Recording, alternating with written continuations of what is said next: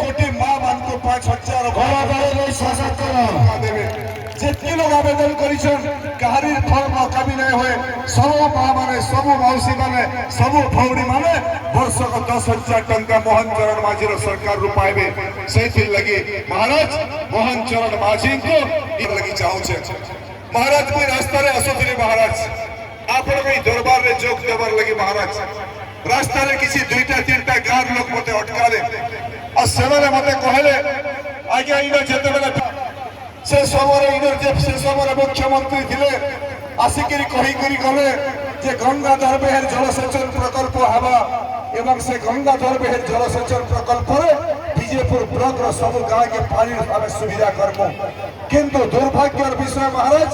अनेक गांव लोग मते अभियोग करे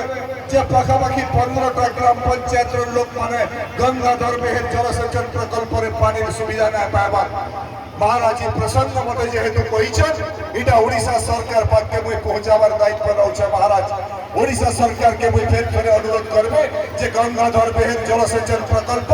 जेन विजयपुर रो गार लोक मान को से अंचल लोक मान को ठगी दिया हिचे से माने फेर फेर केनका पानी पाबे तार व्यवस्था केनका सरकार करबा से ठीक रे निश्चित रूपे महाराज मुई सरकार पाके ई दाबी उपस्थापन करबार लगी चाहेबे आ महाराज